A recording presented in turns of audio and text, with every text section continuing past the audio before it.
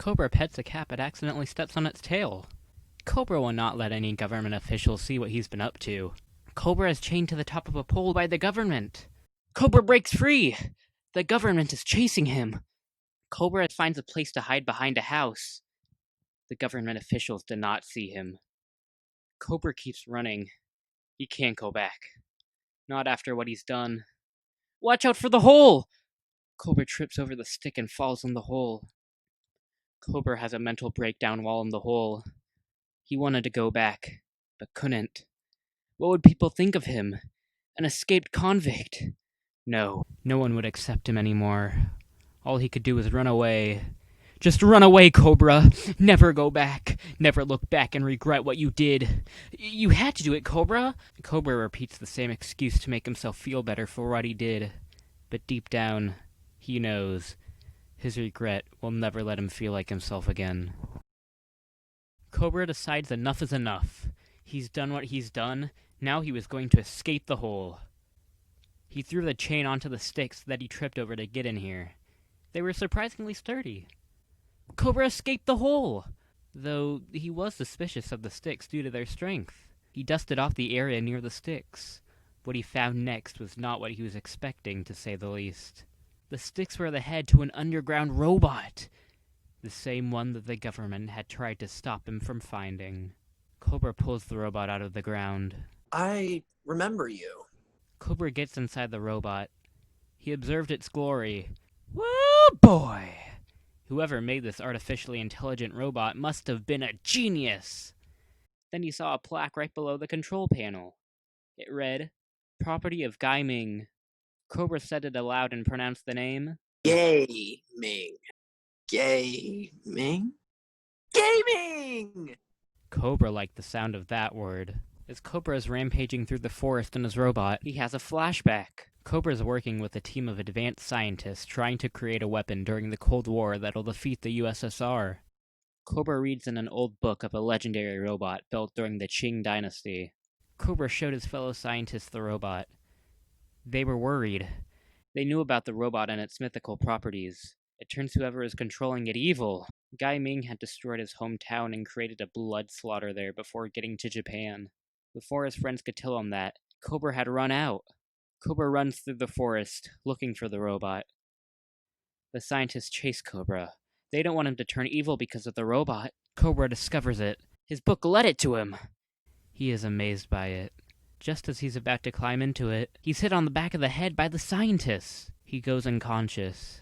Using his Kobruh abilities, though, he was able to detect what happened next. The scientists buried the robot and covered it with dirt. They dug a hole and shoved Kobruh into it. They burned the book and left. A family of snakes found Kobruh in the hole, dragged him out, and adopted him until he was 18, and they let Kobruh go. Flashback over. Kobruh marches through the woods inside the robot to find the scientists who wronged him. He wanted revenge on them. Actually, better yet, Kobruh wanted to kill them. That'll show them to laugh at Kobruh. No one laughs at Kobruh. But was this what Kobruh wanted to do? He felt like there was a greater force making him desire this. Bah! Of course Kobruh wanted to do it. What was he thinking? Kobruh arrived at his old lab. He knew he would find the scientists there. Kobruh destroys the building! Kobruh finds his old lab mates amidst the rubble. Kobruh, you're back? I'm back. I remember what you did to me. You gave me amnesia and left me to be adopted by some family of snakes. But now, I'll get my revenge on you, Mom and Dad. Kobruh used his robot to pick up his parents' scientists. I remember everything now. As a child, all I wanted was your attention, but you wouldn't give that to me. You were too busy making new discoveries. When I finally did find something to get your attention, this bad boy, you left me for dead, and I was adopted by a family of snakes. I thought I was always one of them, but I know better now.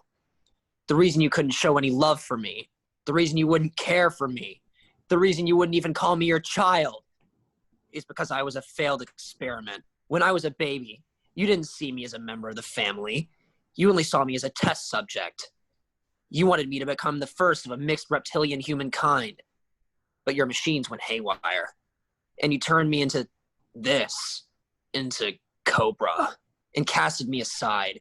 Now that I control this giant robot, there's no way you can stop me from what I'm about to do. What are you going to do to us? What the government was trying to stop me from. With this machine, I'm able to turn anyone it shoots into a pathetic snake, just like what you did to me. You can't turn the both of us into snakes. You're right. I'm going to turn one of you into a snake and kill the other. Now you guys get to decide. Who should Kobruh kill? His mom or his dad?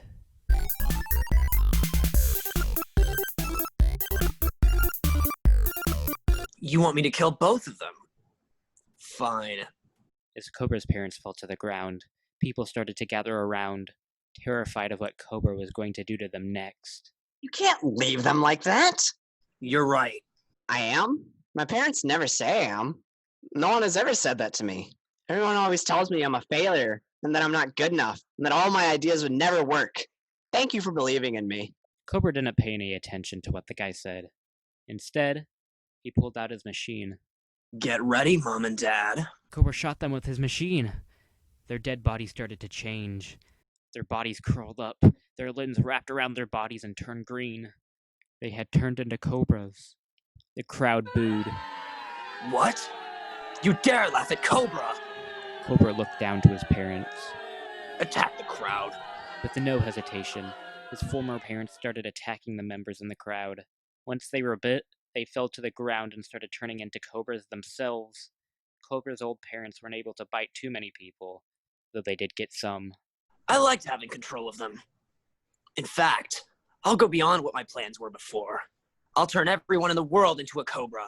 I'll have an army that only listens to me. Kobruh plugged his machine into the robot. Kobruh is now able to shoot crowds of people at a time with the press of a button. He turned everyone who booed him earlier into Kobruhs. Yes, I feel good. I have an army now. No one can stop me.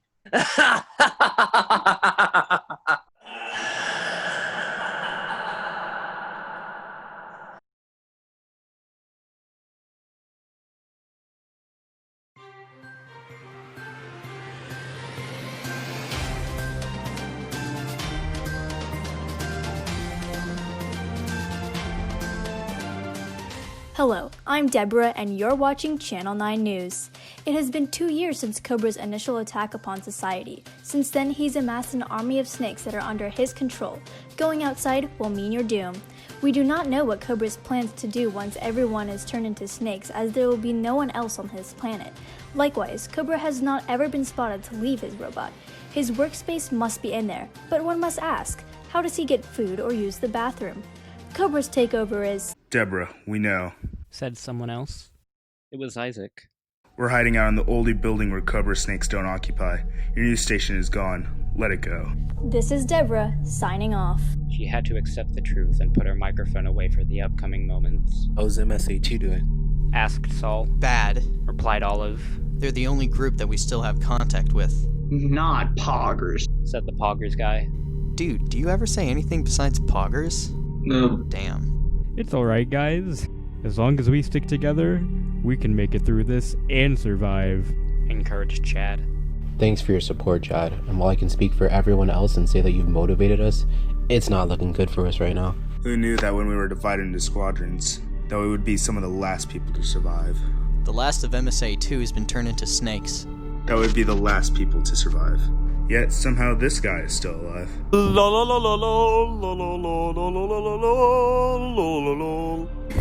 Everyone gave her the stink eye. What? It's funny.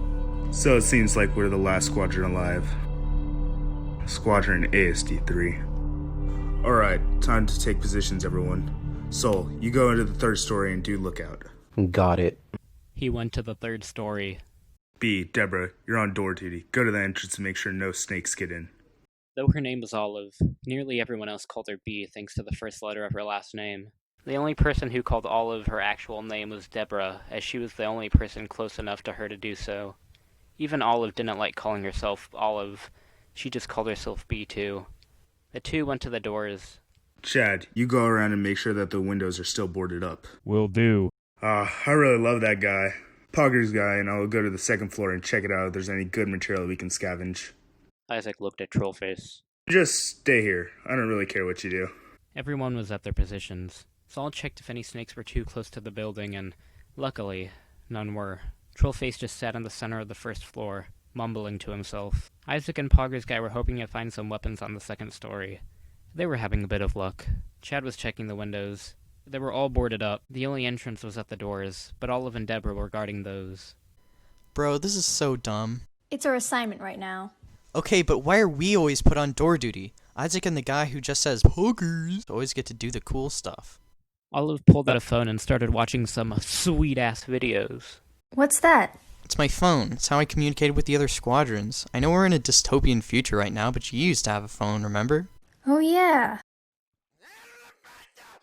Aren't you worried the snakes are gonna hear us? Just chill, you can barely hear it. The snakes won't either. I'm just passing the time. I guess you're right. Deborah was starting to get bored at door duty, so she started pacing around.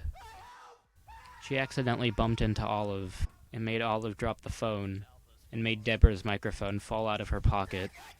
As Deborah's microphone hit the ground, it turned on. The phone landed, with the speaker practically touching the microphone. Get this beta shit off me!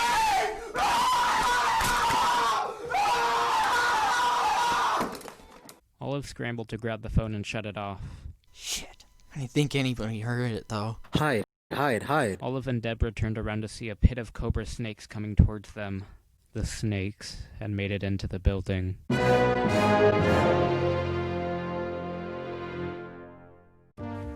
Hurry, to the second floor! Lol. It's not as funny when our life's in danger. The three made it to the second floor where Isaac, Pogger's guy, Chad, and Saul were there waiting for them. Soul, why are you down here? The snakes. They can climb buildings, bro. They're coming onto the roof. At least they can't come through the windows. Chad had successfully done his job, and while everyone was proud of him, they couldn't show it in this time of despair. It's game over, man. Game over. Olive shouted as the snake's shadows from outside increasingly came over her eyes. Not yet. We're able to find the gun and the knife, including my pistol. We might just have a chance. Is anyone here good at shooting and can take the gun? I play a lot of COD. Perfect. Isaac said as he gave the gun to Saul. Does anyone want this dagger? Poggers. Okay. After handing out the weapons, snakes started to come through to the second floor. Saul started shooting them, killing them more effectively than the others thought he would. What do we do now? Wait here for the snakes to eat us alive? To the roof. Aren't there snakes? Just go! Saul's expert shooting had cleared just enough space for the others to climb from the second story to the roof. As they were going up the stairs, some snakes were pretty close to biting them, but Isaac was able to shoot them with his pistol. On the roof, the snakes were starting to close in from all corners. Should we go back down? We can't.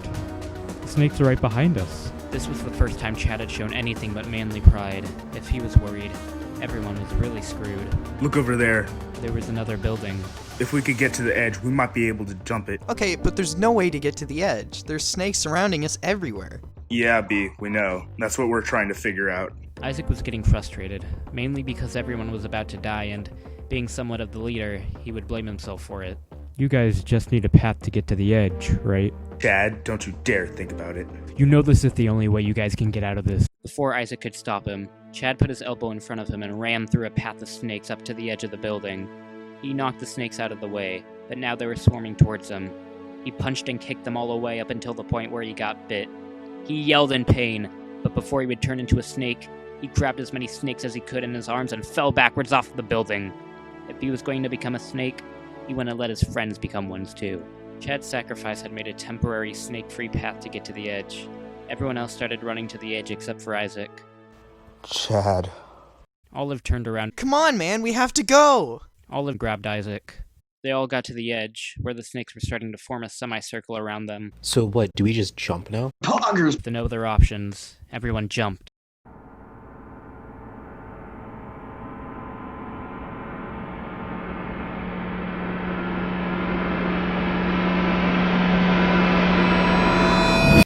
They all landed onto the next building, but Deborah slipped and almost fell, barely clinging to the edge as everyone else was running away. Help!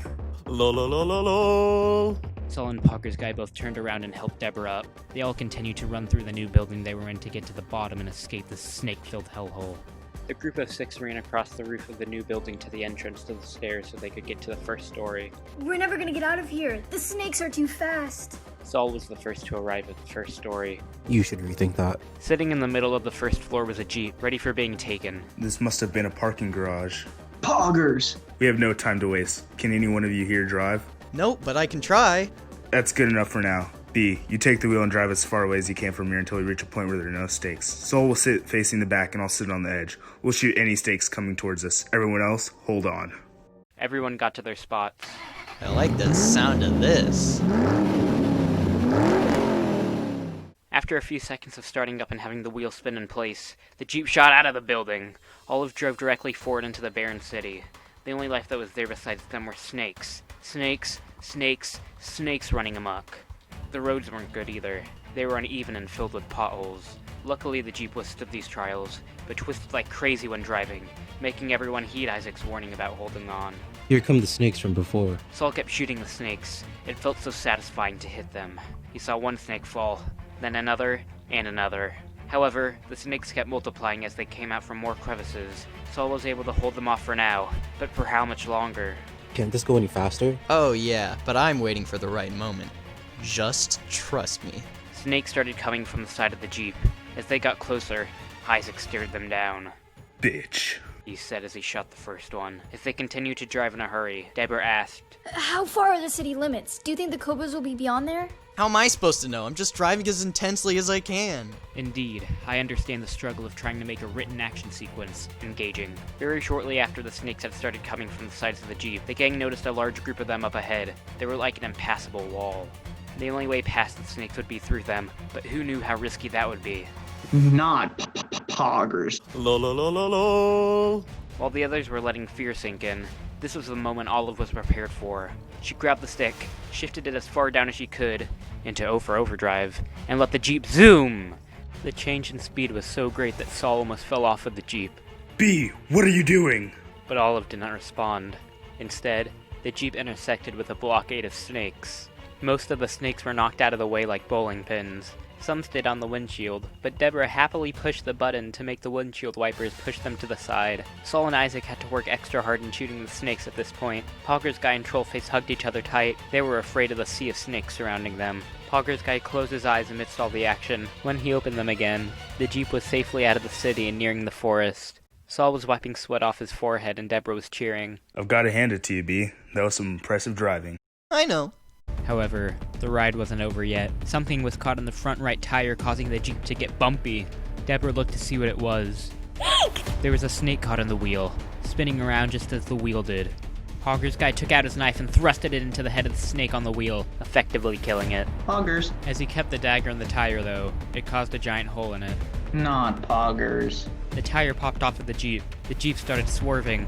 Olive was losing control of it. If she couldn't regain control of the Jeep, they were going to crash directly into a tree in the forest. Olive couldn't regain control. Jump! Everyone faced left, ready to jump off of the Jeep. No, jump the other way into the ditch. That way the snakes won't be able to see us. I guess that. They all jumped into the ditch as the Jeep exploded behind them. They all landed and, for the most part, everyone was okay.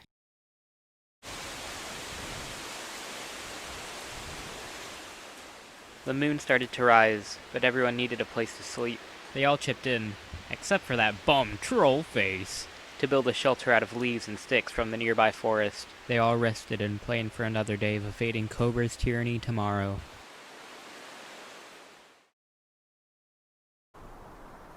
As everyone woke up, they gathered around in a cluster around Isaac as he drew in the dirt their upcoming plan using a small tree branch. Alright, so we're here right outside the entrance to the forest. The other side of this place will probably be lurking with Kobra's snakes, so we can't go directly to where Kobra is located. B, can you take Google Maps to see what's past here? I can't. When I woke up, I couldn't find my phone anywhere. I swear I had it last night, but even if I did, it's gone now. Probably fell out of my pocket when we were in the Jeep.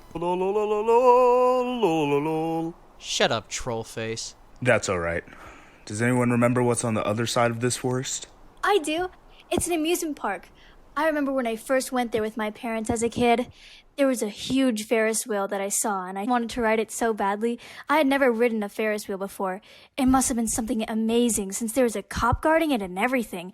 He greeted me with a smile as I stepped in the car of the Ferris wheel. It was the best experience of my life. Huh. Sounds familiar. Probably because you rode on it before. It was pretty popular. Oh, yeah. That's great. After we get out of the forest, we'll cut through the amusement park. Then we'll get to Kobrah's house through whatever means possible. Sounds like a plan, Stan. Isaac put the stick down. Alright, let's get a move on while the day's still young. They all entered the forest, and soon they were already deep into it. The atmosphere was dark, seeming like at every turn you take there'd be something waiting for you. Everyone was tense. As they went on, they passed mossy boulders, rivers, and, most frequently, trees. Just trees. Since the leaves blocked the sky, they couldn't use the North Star to guide their path. Plus, it was daytime, so that wasn't an option anyway. After a few hours of trekking through the mysterious woods, people started getting restless. Bruh, does this place ever end? Saul's arms were especially tired since he had to carry his gun on him at all times. I've definitely seen that boulder next to that tree before. Bet. Pogger's guy took out his knife. He carved a line into the tree that Saul was talking about. That way, if they were going in circles, they would know. After more meaningless walking, everyone started to get tired. Isaac, dude, we all need a break. Olive spoke on the behalf of everyone.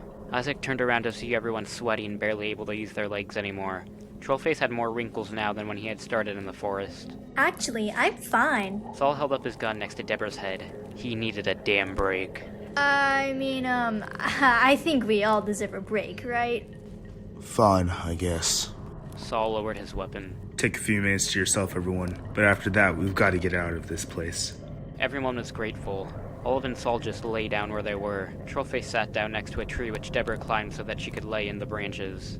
I'm pretty good at climbing. Saul fired a warning shot at her. Isaac sat down at a different tree. Pogger's guy found a sturdy stone to sit upon. He sat back, finally getting a break he deserved. Suddenly, something caught his eye.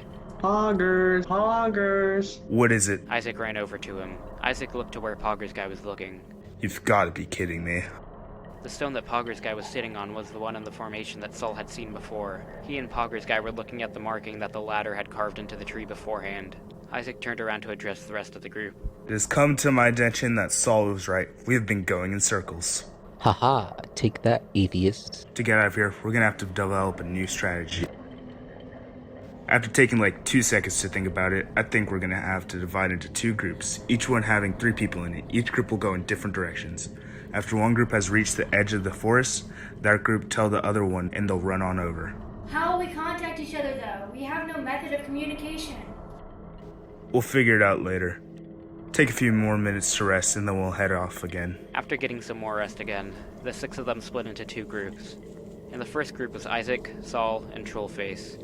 And the second was Olive, Pogger's guy, and Deborah. They took off in separate directions, each group determined to find a way out.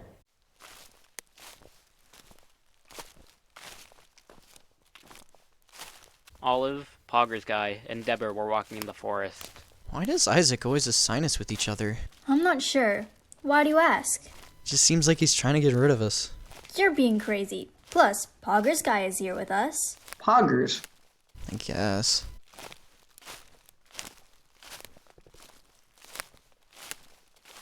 So, how about that Kobruh invasion? Not poggers. You're telling me it feels like we've hit rock bottom. Suddenly, the ground that the 3 were walking on gave out. They all fell down and felt like they were caught in something, but the room they were in was too dark for them to make it out. They heard quiet whispers of, Is it him? Is it him? Is it him? Is it him? Is it him? surround them. Are those other people still alive? Candles started lighting up around the room. The 3 were able to see that they were caught in a net, but nothing beyond that. Greetings, Someone said. It was still a mystery as to who it was, but whoever it was closer than everyone else whispering. A figure approached them. Who are you? I am Miles. Do not be alarmed. His voice was creepily soothing. It was as calm as water, but at any moment, he could cause a tidal wave if he pleased. What do you want with us? Now, child, do not be so quick to ask. We will all get there, eventually. Gary, Sean, Two figures that looked just like him brought a chair to Miles. They each put 2 legs of it on their back, and Miles sat upon it. He towered above those caught in the net. Can you at least tell us who you are? This one's persistent, isn't he? First, tell us what you know about Kobruh. Okay, we're gonna have to be careful what we say. I hate Kobruh and vow to destroy every snake he's planted. Why, such an angry one you are. Deborah was surprised. She was expecting a more irrational response from Miles. Since you answered my question, I'll answer yours. We make up Kobruh's followers. Miles clapped his hands and every candle in the room now lit up. Olive, Pogger's guy, and Deborah looked around the room and were shocked. Hanging from every wall in the room was a banner with Kobruh pictured on it. People who looked just like Miles formed a perfect circle at the edge of the room. There was also a table behind a few people, but what was on it couldn't be seen. They all look like him. Deborah was pale. Even though everyone looked like Miles, Olive felt like she recognized those in the room as she continued to look at them. It finally clicked. Claire? Tushar? Ellie? Jory? Lily? Morgan? Is that you guys? They didn't respond. Oh, those aren't who you think they are anymore. We all love Kobruh now. Olive turned around and tried to reach her hand through a hole in the net to grab Miles' neck, but she wasn't able to. It seems that every new friend that has come down here acts like this at first. There have been other people to come down here. When was the last person to come down here? Has anyone been from Squadron MSA 2? My, so many questions. Yes, though, I do admit that some with those silly name tags came down here a while ago. They tried to call for help, but they didn't need to be helped. They needed to be educated on Kobruh. They needed to become happy. In their attempt to call for help, they pulled out this wondrous technological device, but I couldn't have them leave ignorant to our benefits.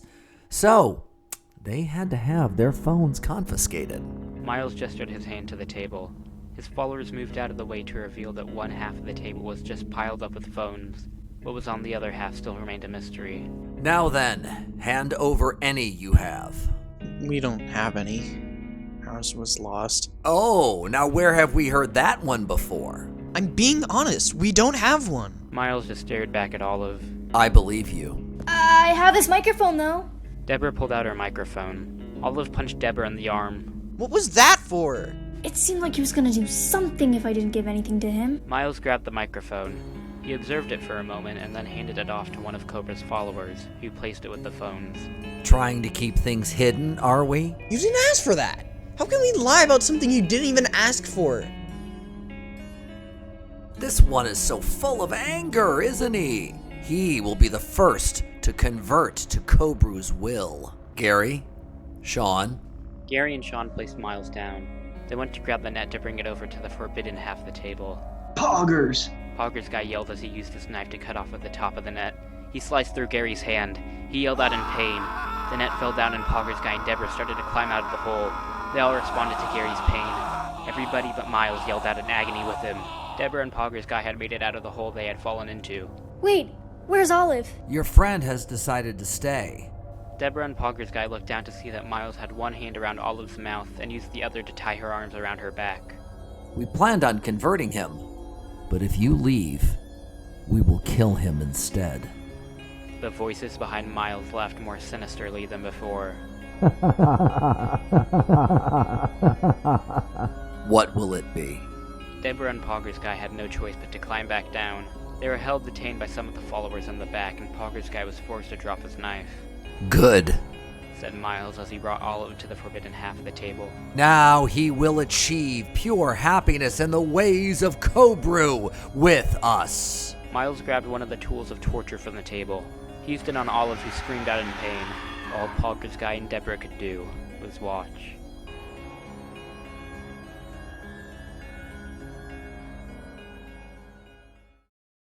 Isaac, Saul, and Trollface found a cave.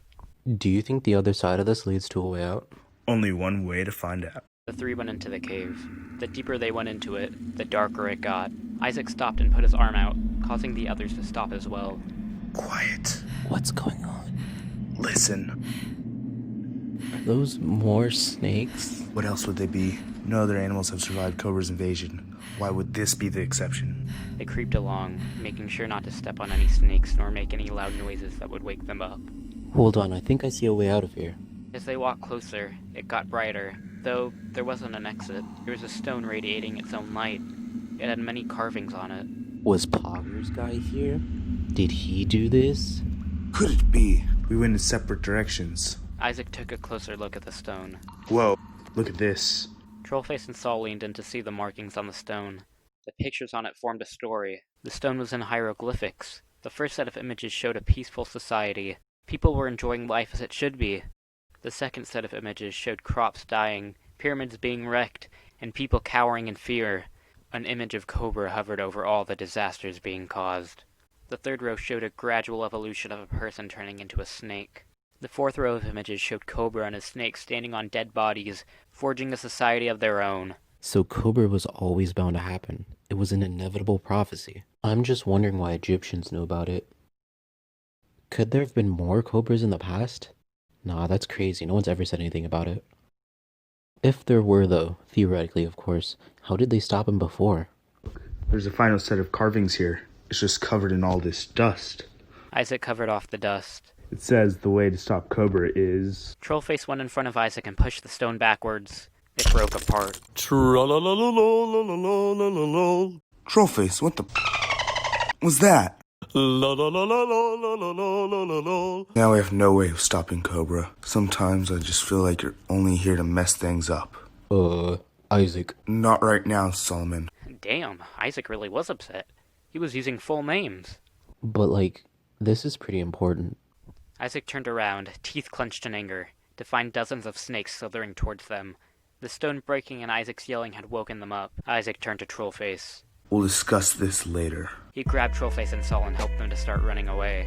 They didn't know what waited for them deeper inside the cave, but they couldn't go back the way they came in anymore. Saul, Isaac, and Trollface continued running through the cave. They could barely see anything, but they had to outrun the snakes following them. As they kept running, Saul asked, "Do you guys hear that?" Isaac listened and responded with, "It's water." "Yeah, probably a river." Great, so now we're trapped. Nah, our river always flows north or something. What's your point, Saul? We don't have time to just wait here and talk. If we swim through this river, then we'll reach the other side of the cave.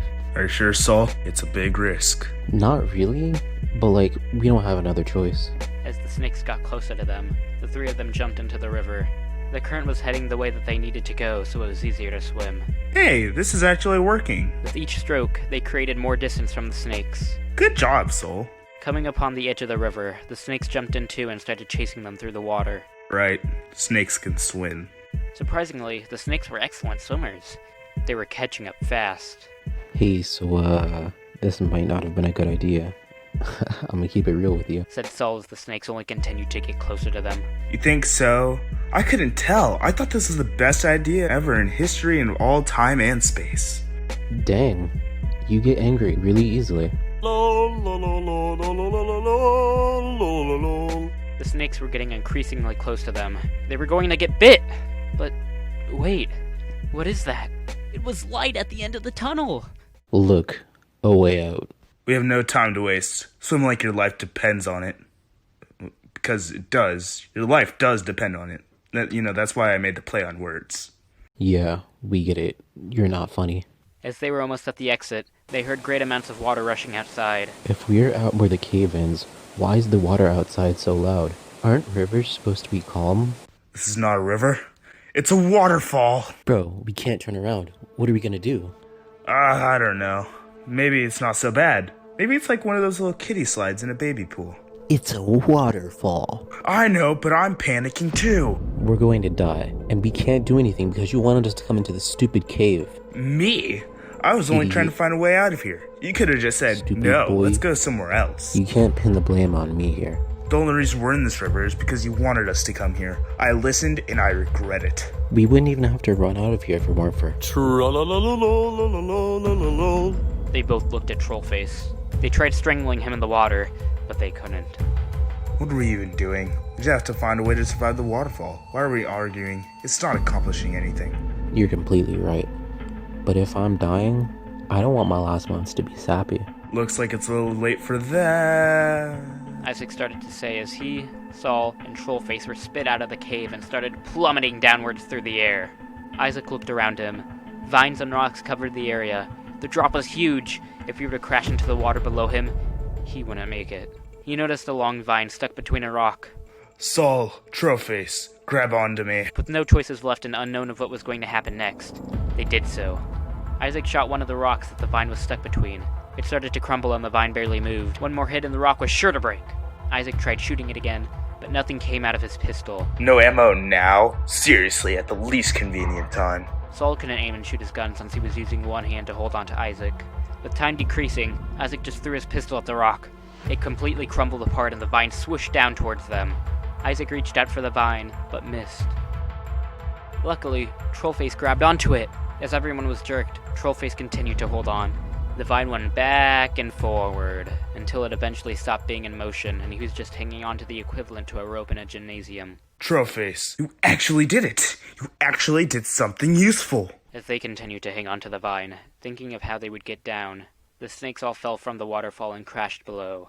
However, as Kobrah's army of snakes was super durable, they were able to survive the fall. They went out of the water and continued to hunt for prey. Hey, I mean, at least they aren't our problem anymore. As the snakes were continuing in the forest, they all fell in a hole. It was the same hole that Deborah, Olive, and Pogger's guy had fallen into previously. Miles had just finished, peacefully, converting Olive when the snakes started to pile in. Yes, you finally come. Consume us! Consume us! Consume us! Consume us! In a matter of seconds, the area was filled with snakes. The two of Miles' followers that were holding onto Pogger's guy and Deborah were bitten and chewed out in pain. They fell to the ground and waited for their transformation.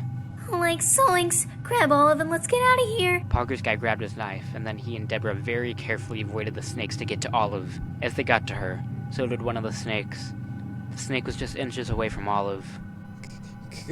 Consume. Yes, what a way to be welcomed into your new life. Consume me. No! Pogger's guy wouldn't allow Olive to get bitten. He stabbed the snake close to her through the head and then guided her to the hole where they had come in from. Deborah climbed out first. Oh, are we not going to become snakes now? I'm curious as to why you would want to prevent it. Kobrah will make everyone happy. Oh, we know a group of people that don't know about Kobrah. You need to teach them first, so we can all become snakes. Olive started climbing out with the help of Pogger's guy. Oh, how silly they are to not know about Kobrah. I will fix that. They both got out. All the snakes were now trapped down there. The last human alive in the hole was Miles. He lay down and let the snakes climb over him. Bite me! Bite me! Turn me into one of your own! Miles was bitten. The last sounds heard from him was maniacal laughter. Trollface, Isaac, and Saul had climbed down the tree that was connected to the vine and had safely made it to the ground. They saw that the way up ahead was colored like a mystical blue, so they went that direction. Saul noticed that Isaac was looking a little down.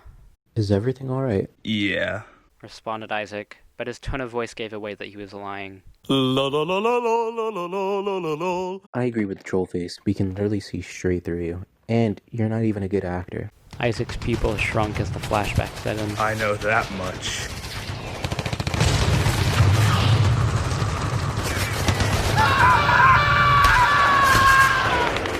So, what's poppin'? Well, my pistol's gone. I just feel like part of me is gone without it. I've used it for so long. It seems like I'm just vulnerable, like I'm just a sitting duck. But it looks like you have it. But I don't. I don't. I must be tripping. As they continued walking deeper, they saw the trees spread apart and become more few until there were none. Did we make it out of the forest? It seems like it, Isaac said, gazing at all the attractions in the amusement park that loomed above him. They checked the entrance. They only saw a few snakes lingering about, but they could handle them if they were noticed. It sure is a good thing Deborah remembered this place. Speaking of which, where is she? And Pogger's guy. And B too. Do you guys see them anywhere? They looked around but couldn't find the others. Crap.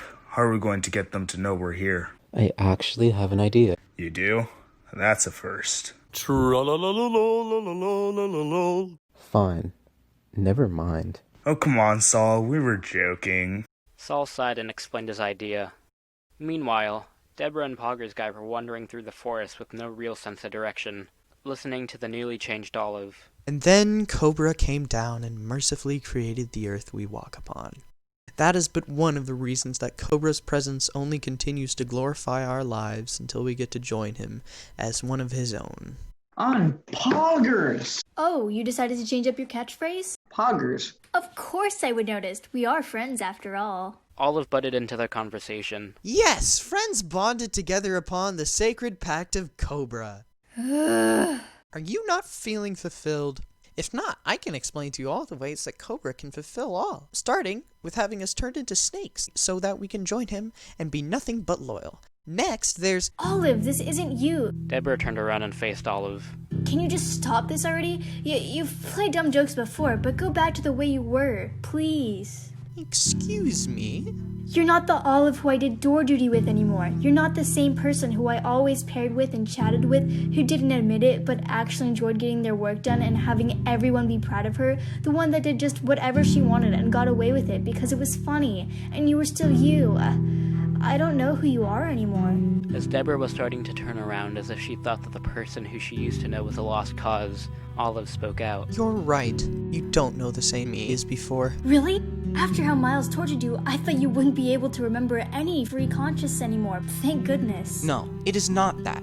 What do you mean? I am not the same person anymore. I am just one of Kobruh's followers. Giving me a name would diminish my loyalty to Kobruh, and all the love in my heart goes towards him. So why would I want that to happen? As you also want to convert those to Kobruh's will, I thought you would understand. Deborah just stood there, dumbfounded by what she just heard. She didn't say anything after that. She just continued walking. Pogger's guy went up to Kobruh's follower. On Poggers, he said as he looked her in the eyes. After a few minutes, they heard gunshots to their left. It was like someone was aiming at the sky.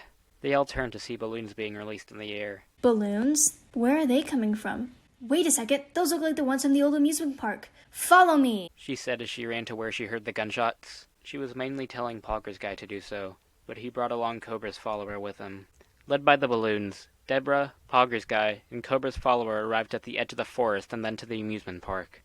They met up with the others. Poggers! It's great to see you guys again. Though the others were confused when they caught Kobruh's follower examining them. B. Are you good? He got no response. B. It's a long story, said Deborah as she turned to look at Kobruh's follower, disappointed at what she had become. I'll explain it to you later. Isaac nodded at Deborah, then said, It's a good thing you made it out of the forest when you did. The sun's starting to set. I can't believe we spent the whole day in there. Felt like much longer to me. Let's set up camp here before the sun sets. Then we can get a good night's sleep and continue on strong tomorrow. Poggers. The group roamed the area looking for the best place to sleep. They thought that some old game booths would be best, but they hesitated as they would still be exposed for the most part if there was anything lurking. Eventually, they decided that the best place to sleep for the night was an abandoned Tunnel of Love ride. There wasn't any water remaining in it, so those who pleased to could sleep in the actual tunnel while the others slept on the sides. Plus, being on the inside in the dark, they were safely hidden. They all found spots decent enough to sleep in. Deborah was next to Kobruh's follower, keeping a close eye on her and making sure she didn't do anything suspicious. Kobruh's follower started talking to Deborah as the others started to fall asleep. So, when are we going to teach them of Kobruh's magnificent ways? What? You said that we cannot achieve our enlightenment yet, as we need to help others achieve theirs, and educate them on Kobruh. Oh, right. Deborah rolled her eyes and came up with an excuse. This is only part of the group. Do you mean to tell me that there are many more people who don't know of Kobruh? Kobruh's follower was shocked. I didn't know that there were so many who didn't know. It's a good thing I know everything of Kobruh's wisdom. This would be no easy task to anyone else. Good for you. Deborah was getting pretty tired, both literally and of Kobruh's follower. Everyone else was asleep by this point. As Deborah was closing her eyes, Kobruh's follower obtrusively asked, What are you doing? I'm sleeping. Sleep? Why sleep when Kobruh's protecting us, giving us all the energy we need? Deborah rolled onto her side and mumbled, Just go to sleep already. Kobruh's follower tried to ask Deborah some more ignorant questions, but Deborah kept ignoring her until the point where she did fall asleep. Time passed and everything remained calm for the next few hours. That was, up until the point where Saul started feeling something crawl on his face. Stop. Not when people are around. He swatted it half asleep until he didn't feel it going away. Then he rubbed his eyes and got up. Since it was dark, he couldn't make out much. He turned his head to see a light illuminating Trollface. He was feet above where Saul was standing and closer to the roof of the tunnel than the floor. Trollface? What are you doing awake? Saul stopped himself when he saw what was next to Trollface. He didn't know what was going on, but quickly lay back down to make it look like he was asleep. Trollface scanned the room, thinking he heard something. He looked back at the phone once he saw nothing. Saul crawled over to Isaac and shook him to wake him up. Saul, what's going on? Saul slowly stood up and gestured for Isaac to as well. Really, Saul? What's going on? Saul didn't say anything in return, but tried to point behind Isaac. Isaac didn't see him pointing though, but something caught his eye. Saul, is that a snake in your pants, or are you just happy to see me? Isaac thought that he was being witty, but Saul felt something crawl down his leg. He shook it off of him as fast as he could. Instead of retaliating, the snake continued slithering forward, ignoring Saul altogether. Holy shit, it really was a snake. Saul grabbed Isaac's shoulder and turned him around so that he could see what Trollface was doing. Wake the others up. This time, Trollface did see people awake. He turned off the phone. Well, seems like the snakes woke you up. I didn't want that to happen, but it seemed like an inevitability. What are you planning? Isaac asked Trollface with the most intimidating voice he could muster. It took a second for Isaac to register it. Wait, you're talking? You're actually talking. I suppose you haven't heard me like this before, have you? Ew, you're British? Yes. I do have a British accent, and I'm British. Ugh. Thank you for pointing it out. After waking up Pogger's guy, Saul woke up Deborah and Kobra's follower. I fell asleep? Kobra's follower asked aloud in desperation. No! Kobruh will punish me for this one. She looked to the sky. Please forgive me, Kobruh. What's going on? Saul didn't say anything in return. He just motioned for her to be quiet and went back to stay next to Isaac. What have you done? What have I done? Trollface's grin became even wider. I've done what I've set out to do. Poggers? Ah, Poggers guy. You never were the smartest crumb in the crumpet, were you? Poggers! Pogger's guy yelled back, insulted. You want to know what was going on? Isaac asked Pogger's guy, but still facing Trollface. Trollface was a spy this whole time. Frankly, I expected better from you lot. You were the last potential obstacles alive. I'm surprised it took you this long to suspect anything from me. All those times it felt like you were getting in the way and halting all the progress we made. It's because you were. Isaac thought back to when Trollface destroyed the stone tablet. Why'd you do it, Trollface? Why'd you become a spy? Since you are about to die, I suppose it would only be proper for me to tell you. And we Brits are always proper. Flashback noises! Flashback noises! When I first came to the US, I was told it would be a land where all of my dreams would come true. But when I applied for a job, they rejected me. In fact, anytime I applied for anything, they rejected me. They wouldn't give me an house. They wouldn't give me financial security among the economic market that would help sustain me with positive long-term effects. Not! They gave me not! I went around the streets and asked a gentleman, "Excuse me, sir, do you know why no one's been helping me here?" He didn't answer the question. No. Instead, he started laughing. He pointed at me, and he laughed. Others who saw me came around and joined in too. They formed a circle around me and just started laughing and pointing. "Why?" I cried out. "Why are you laughing at me?" Finally, I got my answer. "You're British," one of them shouted. "You're nothing but a horny Briton." They started chanting, "British, British, British," around me. I charged through the crowd and ran away. I went to hide in an alleyway. When I came out, it seemed like everyone knew who I was. As I walked through the streets, I was laughed at, and that was it.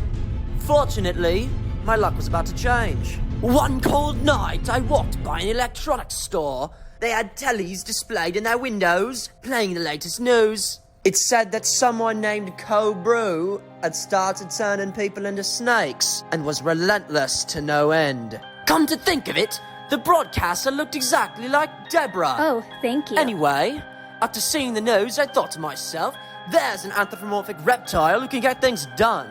I found Kobruh's location and proposed to him a deal. He wouldn't turn me into a snake as long as I kept getting others to turn into snakes instead. Since this was just the beginning, he accepted my offer. So I joined different groups trying to survive, and I put on the persona of a clueless imbecile who did nothing but laugh and ignorantly laugh. I was no different from the others, since they didn't know of my British identity. Late at night, when the time was right, I contacted Kobruh so he would send his snakes to my location. Then, those who thought they were my allies became nothing more than just meaningless snakes. Dang, that's tough. Now, it's your turn. Trollface wickedly said as the lights to the Tunnel of Love came on. The lights turning on revealed Trollface surrounded by a sea of snakes. They entirely blocked one of the entrances to the tunnel. Deborah and Kobra's follower were too far away from Trollface and their friends to understand what they were saying before, so when the lights came on, it was their first glimpse of anything going on. When Deborah saw it, she immediately thought that Kobra's follower had brought all the snakes in. She grabbed the collar of Kobra's follower's shirt and pulled it up. With intense authority, Deborah asked, "What did you do?"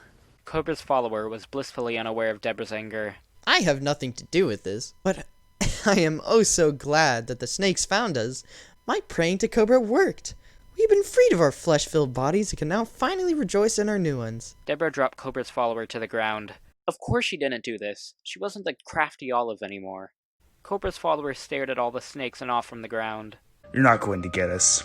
We're nothing like the last groups you manipulated. We've been moving. You hadn't gotten the chance to try to turn on us before. You silly lad. I've had any chance I wanted to. I've just waited for the right one. You should run. Trollface smiled, knowing he would win. The snakes around Trollface started piling down. It was like a tsunami. Isaac, Saul, and Pogger's guy turned around and started booking "Get the hell out of there!" Deborah started to run, but turned around when she realized that Kobra's follower wasn't behind her. She turned around to see Kobra's follower standing with her arms out, ready to turn into a snake. However, Deborah wouldn't let that happen. She grabbed Kobra's follower by the hand and started running along the sides of the ride. Trollface was whistling as he rode along the wave of snakes. As Saul was running, he shouted, "We're not gonna get out of this one." Yes, we are. It's like the waterfall. If we made it out of there somehow, we'll make it out of this, too. This is nothing like the waterfall. We got lucky there. There's literally no way out of here. Pogger's guy stopped. Poggers! He yelled out to Isaac and Saul. He found the door on the ride known as the chicken door. Oh, look. A way out. How convenient. The three went through the chicken door and shut it. They weren't going to let any snakes get them. Phew, that was a close one. Poggers! It was a little anticlimactic if you ask me. Isaac noticed the absence of two others. Hold on. Where's Bee and Deborah? Haha, they're still inside the ride. Shit. We can't get back inside there now. We'll just have to hope they make it out alive and meet them at the end of the ride. They started running to the exit of the ride. Meanwhile, Deborah was still barely outrunning the snakes and pulling Kobra's follower along with her. Why are we running away from the snakes this time? Is this not what we wanted? Everyone else is gone. They must be turned into snakes already. We are the only ones left. Deborah tried not to believe that her friends were gone.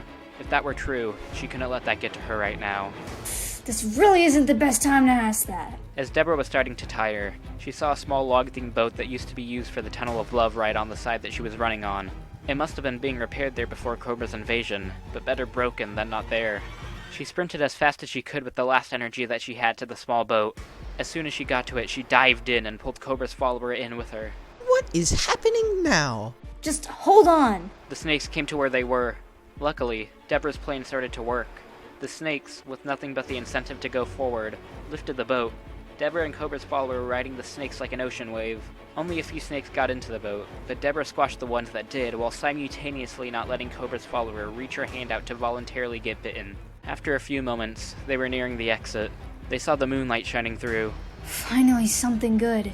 They were out of the ride, but still riding in the boat on a sea of snakes. Kobra's follower looked up at the sky. Ooh, the stars are so pretty. Did you know that Kobruh is the most powerful when he is amongst the stars? There's no star that shines brighter than Kobruh. Deborah just sighed at hearing this.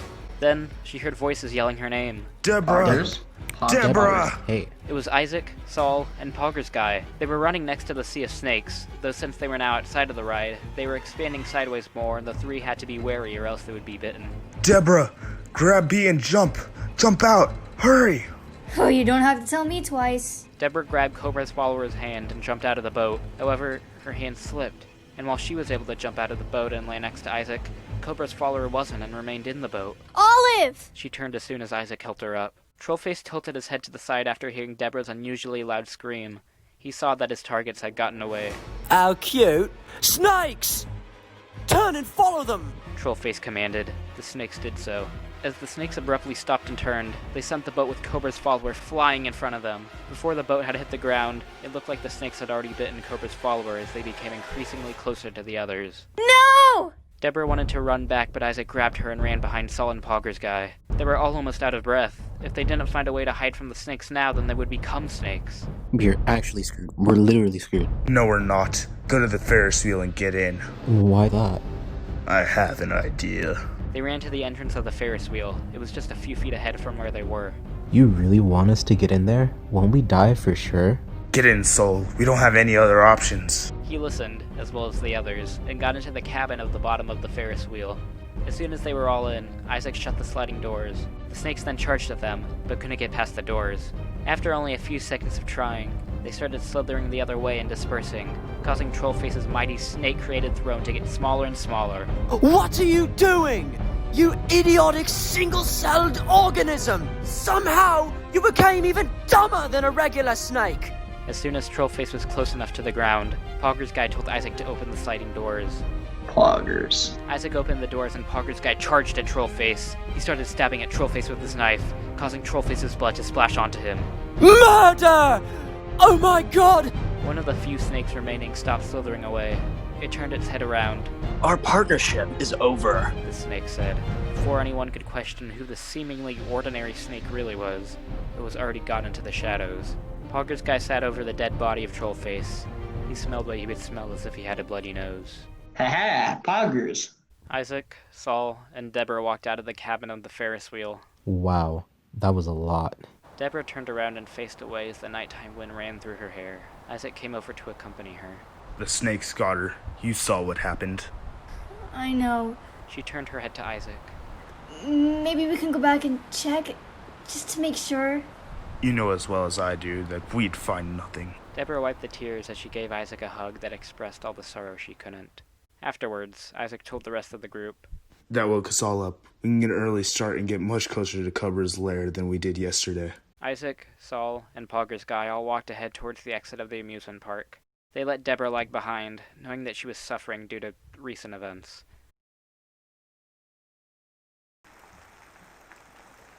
The boat started to wrestle. Kobra's follower was struggling to get out from beneath it. Eventually, she was able to get the boat off of her. She looked around to find that she was all alone. She got on her knees and started saying to the sky, Kobruh, if you're listening to me, please, let me find the way that your other followers went. I'm so sorry if I failed you. Please, have mercy on me. She got up and wandered around in small circles. Something caught her eye. She went over to it. She looked down and picked it up. It was the phone. It had slipped out of Trollface's grasp once the snakes abruptly stopped and turned. I know what this is. I've seen it before. How have I seen this before? Kobruh has not shown me what this device is, but he must have wanted me to find it. He placed it here after my prayers to him. Hurrah! She opened the phone, but was confused by all the applications on it. She didn't recognize them anymore. She opened the application that looked like a flower. Look, there's me. How did I get in there when I am right here? She instinctively swiped her thumb to the left. She saw photos of herself and of people she knew. As she did, everything started coming back to her.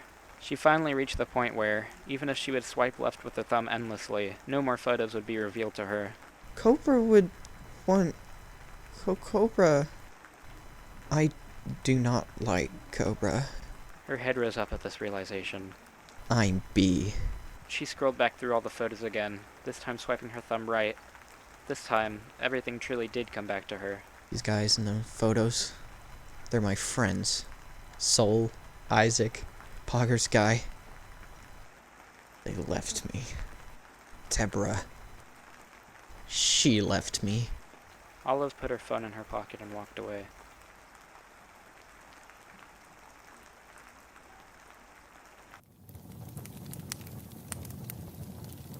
The sun had risen as Isaac, Saul, Deborah, and Pogger's guy arrived at a giant field littered with snakes. They were hiding behind a small hill so that the snakes couldn't see them. There are tons of snakes here. Must be pretty close to where Kobruh is. Or these are just the ones from the amusement park. They all went in different directions. They couldn't have all gone to the same place. True. They continued to observe all the snakes. They tried to find an opening where they could run through to get to the other side of the field, but there wasn't one. So, how are we getting through? To be honest, I'm clueless here. Maybe we should go back to the amusement park. There might be another way we could go. I know what you're doing, Deborah, but you and I both know there's nothing there for us anymore. I know. As they all continued to look at the snakes, Pogger's guy noticed something below him. Poggers? Everyone looked to see what he had been talking about. It was a manhole cover. Good find. We'll go through there. Through the sewers? Yeah, there's no other way. Deborah tried to find a way out of this. What if there's snakes down there, though? It could just be another trap. Poggers. He's right. It doesn't look like it's been opened yet. Fine.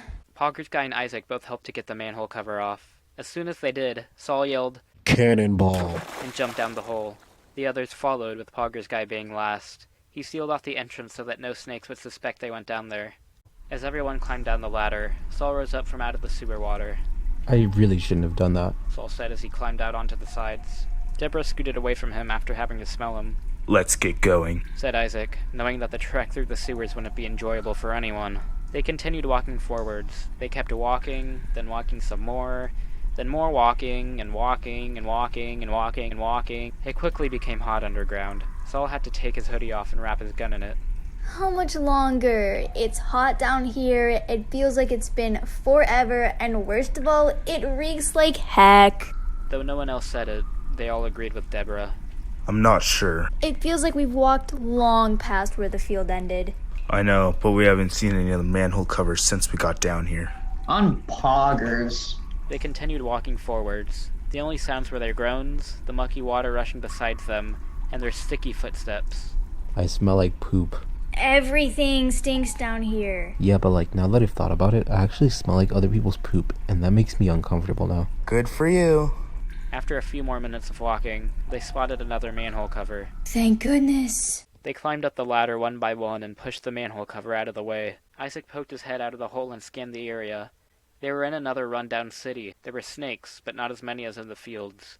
On Isaac's signal, they all climbed out of the hole and snuck around through the city.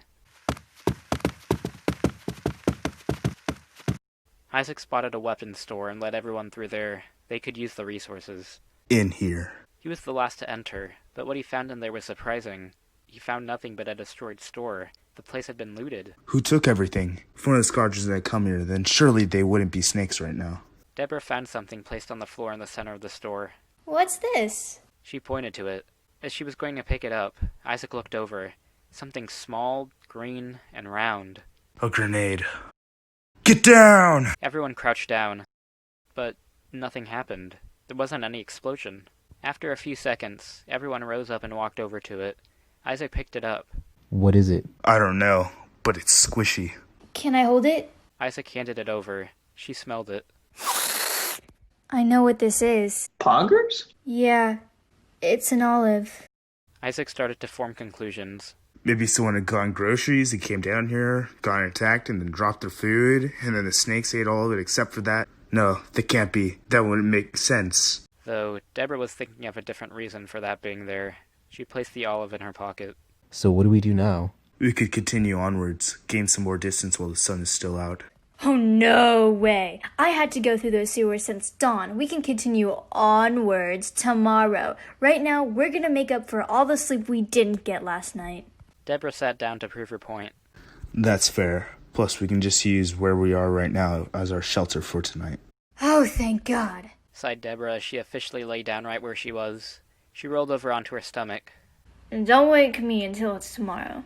As Pogger's guy went to sleep in a corner of the store they were in, Saul went over to speak with Isaac. Hey, Isaac. What's up, man? I'm going to go out for a bit. I saw something here that I want to explore. By yourself? Yeah.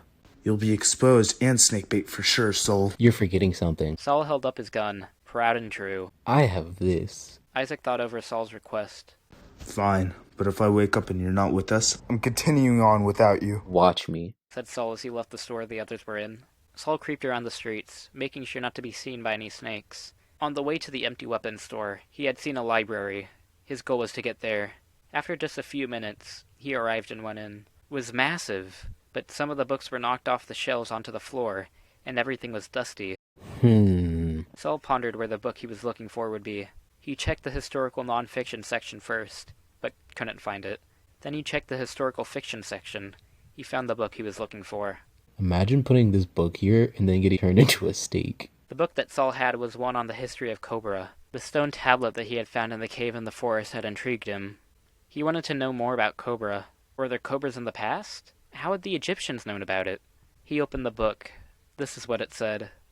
Though there has been no documentations of the invasion of the one that I have deemed Kobruh, I am certain that it has happened before. Using galactial technology, I've gathered evidence that I can piece together to figure out what has happened. Here's what my findings state.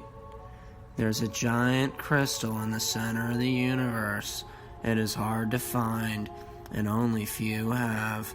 But those who can will receive ultimate power from it. The first Kobruh invasion was when an exiled reptilian creature was floating around space trying to get revenge on his peoples for banning him from his home planet. As he was doing so, he found the crystal I'd mentioned earlier. He went out of his dinky spaceship and touched it. The crystal surrounded the reptilian criminal and absorbed him. The crystal then turned green and has remained that color ever since.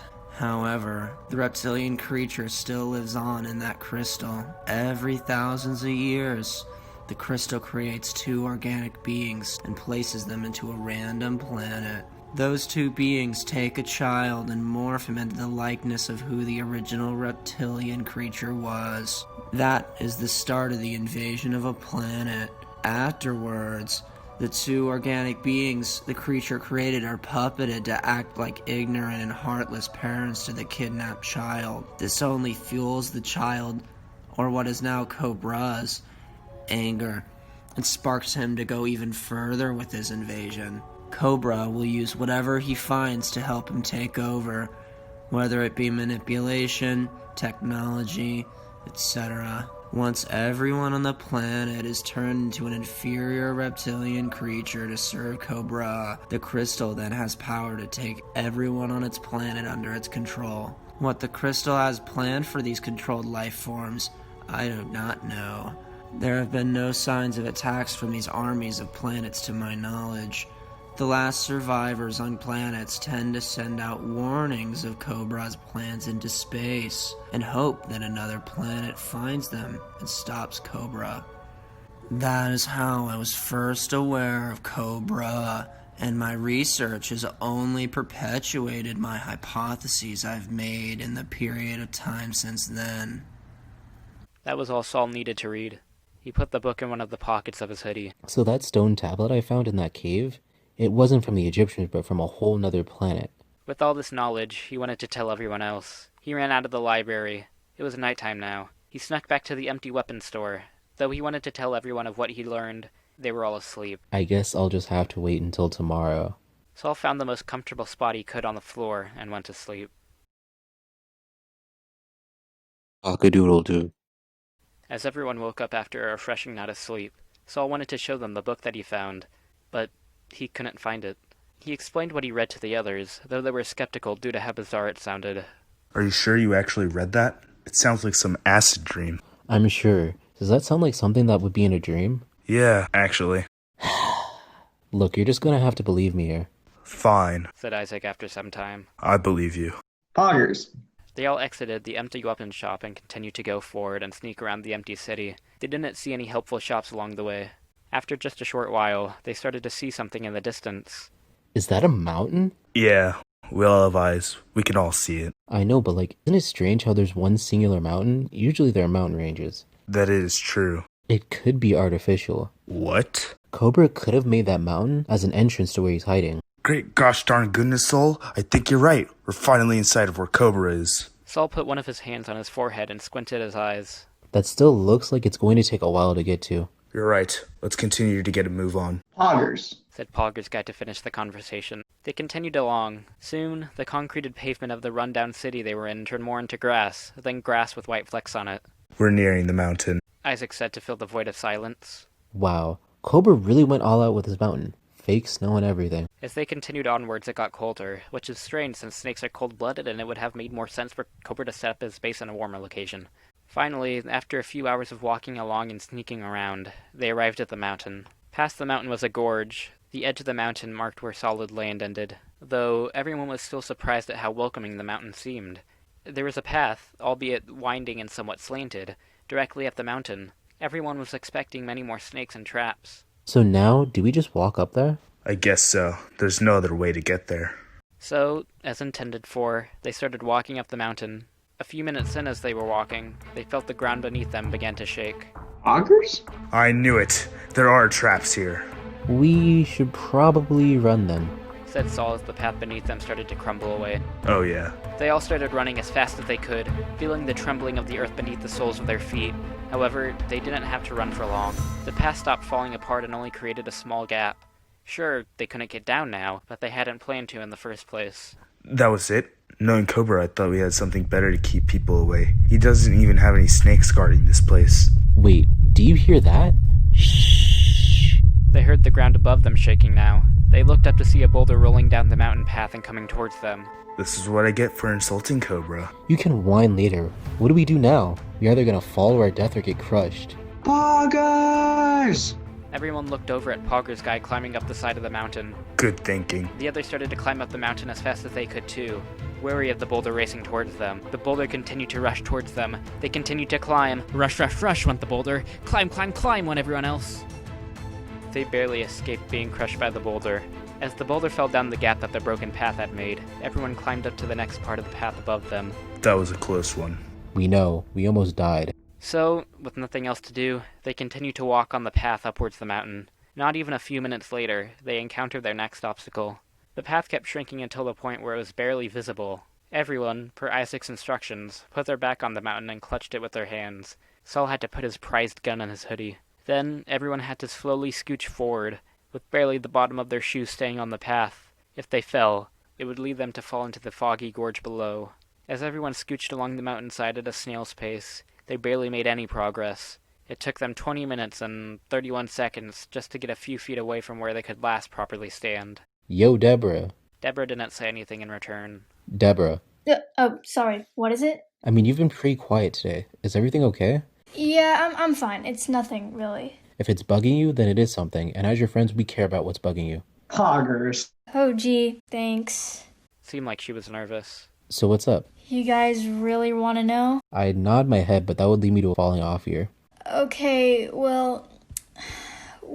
It took Deborah some time to finally say what was on her mind. Last night when you guys were asleep, Olive came to where we are. She did? I thought she was dead. How did you know it was her? She woke me up. She wanted me to come with her. I asked about you guys coming too, but she rejected my idea. As much as I wanted to go with her, I said no.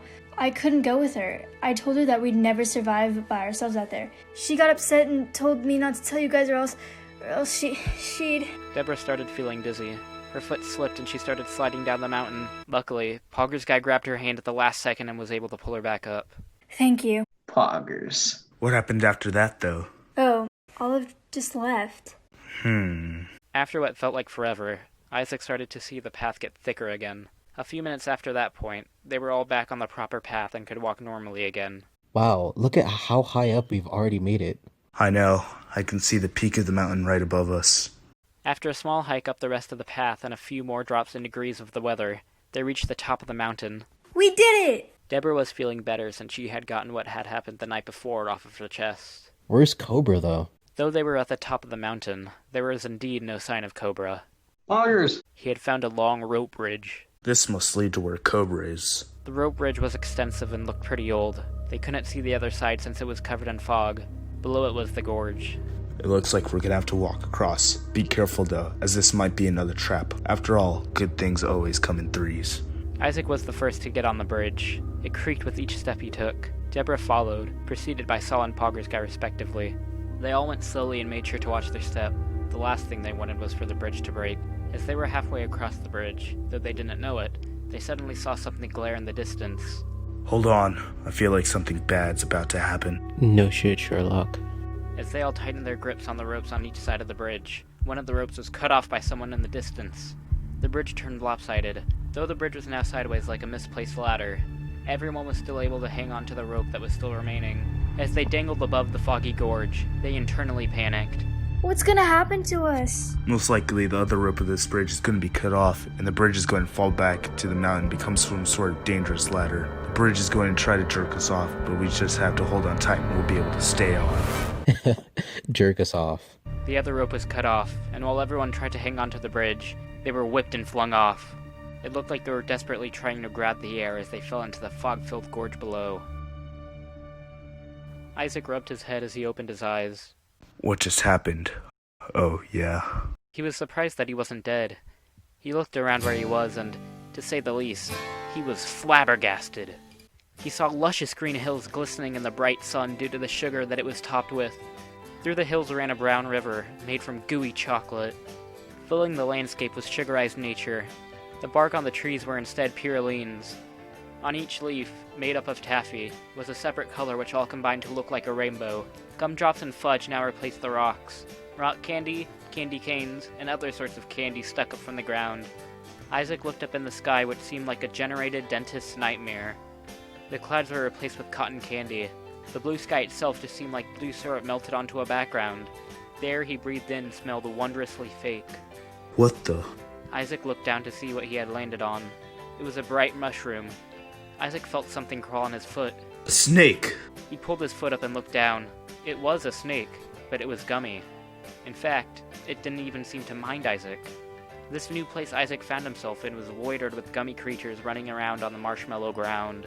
He saw Saul, Pogger's guy, and Deborah running around in the distance. They were each chasing something different. What is going on? Hey, guys! Isaac yelled out to his friends. Only Deborah heard him, but she turned, saw him, and ran to him. Isn't this place wonderful? Deborah asked Isaac with a peppy grin.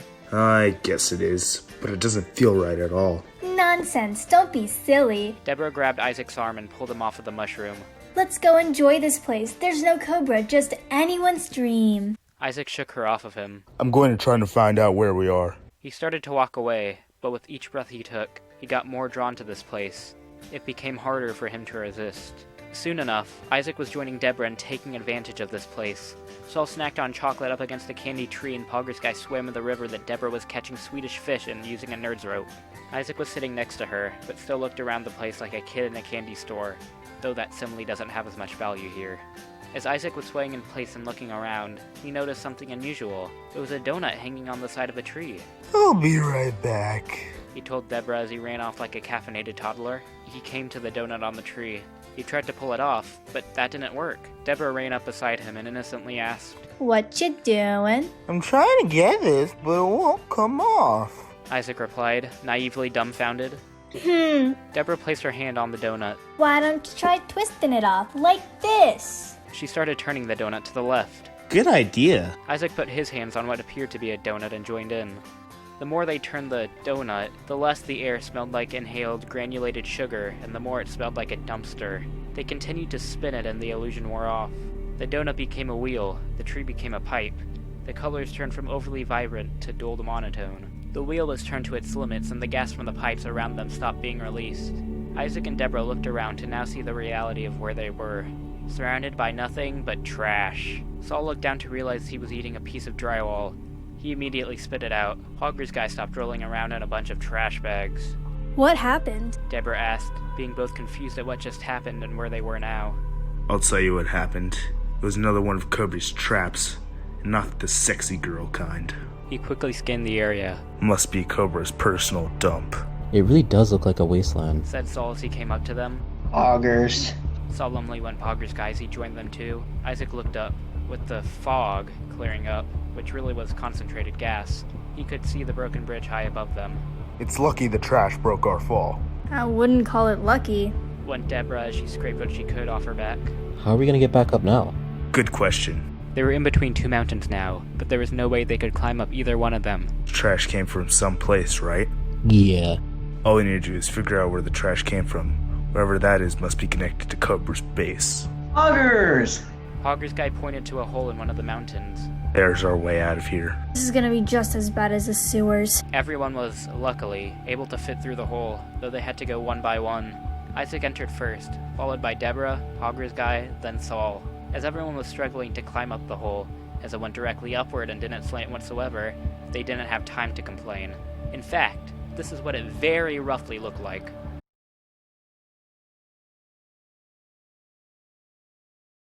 After a few painful and grueling minutes, though it felt like much, much longer, they all arrived at the top of the trash chute they had crawled through. They could tell because it flattened out and was now colder than it had been previously. If I were in front, I probably would have been waiting for you guys for a while. As I said before, I'm a great climber. Nobody cares. After we crawl a few more feet, we'll be in Kobrah's base, said Isaac, prepared for his greatest battle yet. Hold on. If we crawl in from where we are right now, we'll waste all of our energy climbing over trash bags before we even get to Kobruh. Can we enter from some point else? I guess. Isaac rolled onto his back and started pounding at the trash chute. It only caused metal echoes at first, but soon he was able to break it open. He climbed out and was followed by the rest. Before going to the doors of Kobrah's base, they all looked back and stood at the edge of the broken rope bridge. Who do you think was able to cut this? Snakes don't have hands, and if they could, they still wouldn't be able to do it as fast as it happened. As the others debated what happened, Deborah noticed an olive on top of one of the pegs that rooted the rope bridge into the mountainside. Seeing it instantly triggered her to walk away. I think we should get going now, said Deborah as she was already ahead of the group. You're right. It's best we not dwell on the past, said Isaac as he and the rest walked to the front doors of Kobrah's building. We have to keep our heads clear so we can best fight Kobruh. We don't have an element of surprise, so we have to put on our toughest facade as soon as we open those doors. They all stopped at the entrance to Kobrah's base. We finally arrived. We made it to Kobrah's hideout.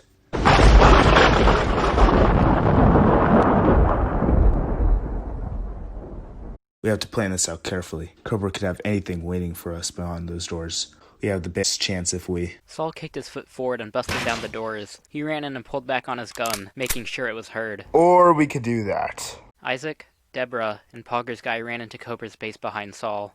They walked in a clump together, very slowly. Saul walked in front, armed and ready to shoot at anything he needed to. It was dark and there were no sounds besides their breathing and footsteps. The latter echoed throughout the building, only adding to the threatening size of it.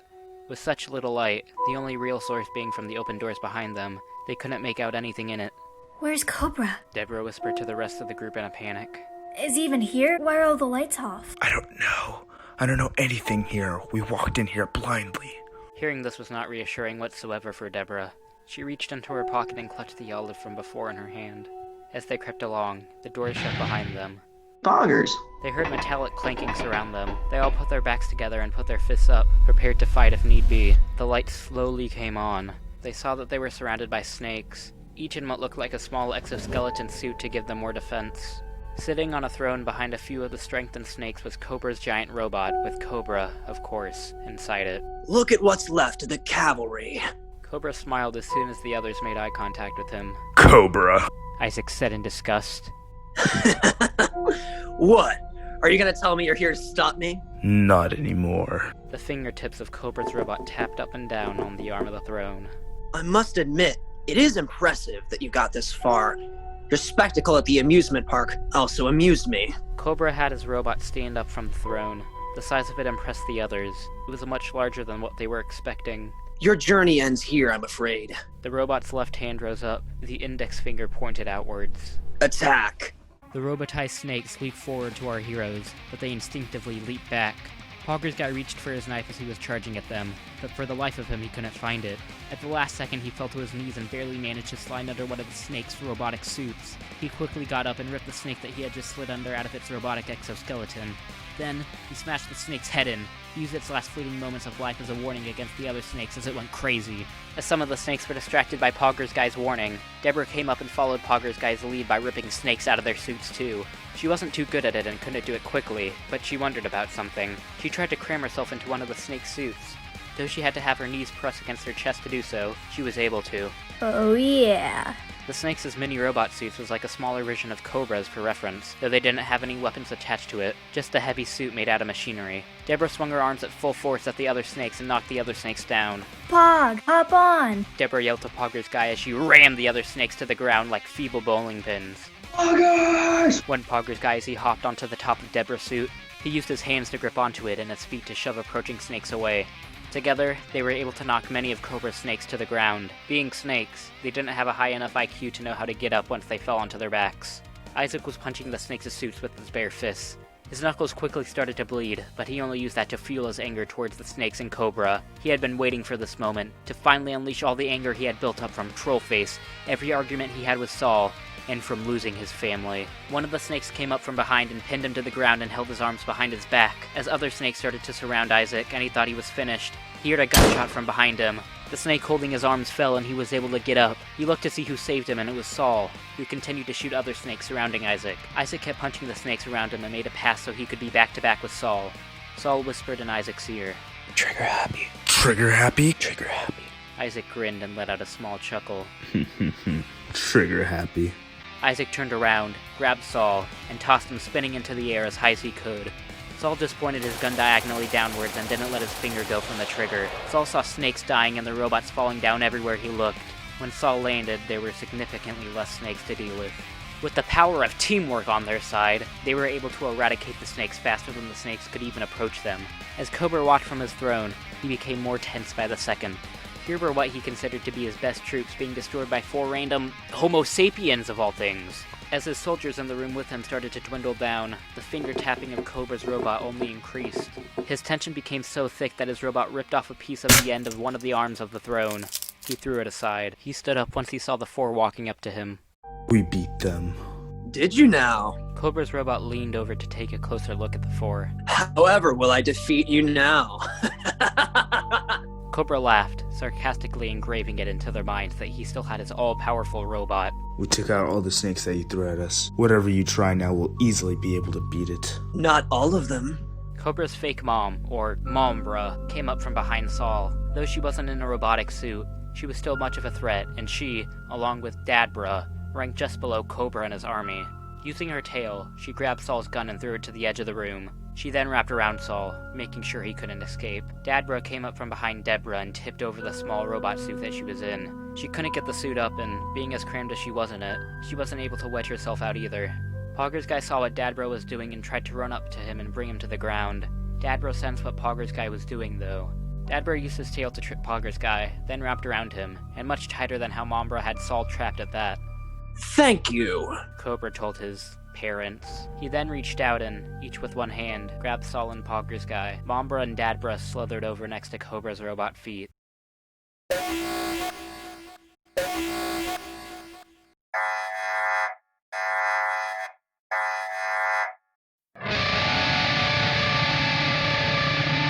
Kobruh looked down at Isaac. Your move.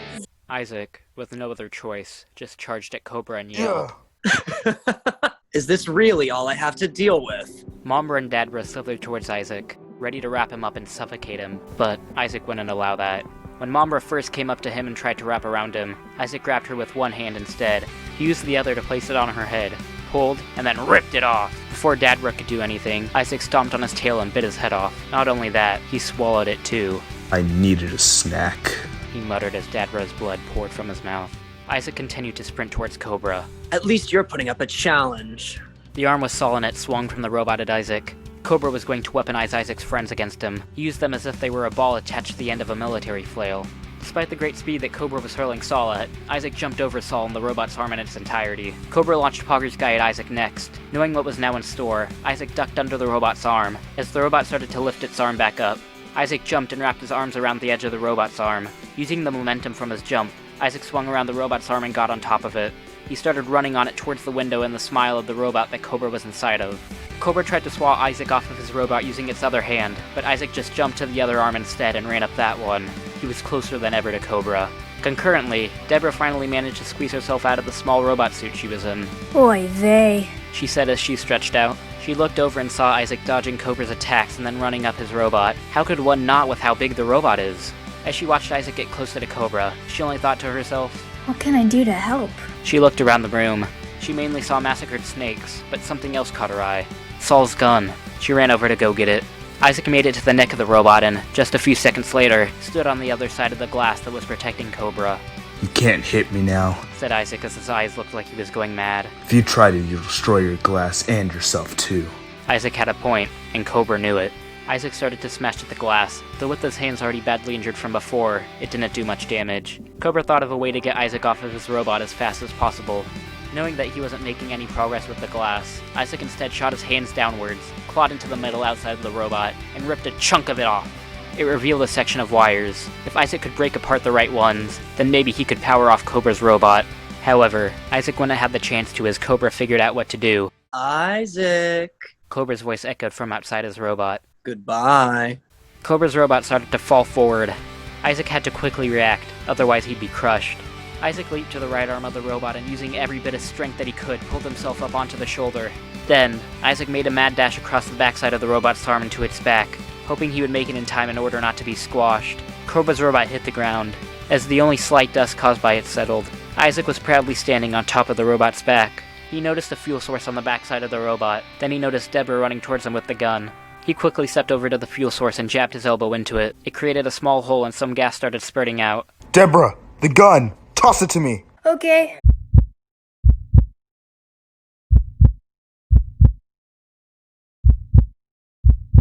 Isaac caught the gun. Get Soul and Pogger's guy and start running. What are you gonna do? I can't explain. Just get them and go. Deborah went over to the hands of the robot and helped Saul and Pogger's guy out of them. The three of them bolted towards the way they came in. As they did so, Isaac watched for Kobruh from underneath the robot's head. He pointed the edge of the gun to the punctured hole in the robot's fuel tank and had his finger on his trigger. As soon as Isaac saw the tip of Kobruh's hair coming out from underneath the robot, he pulled the trigger in.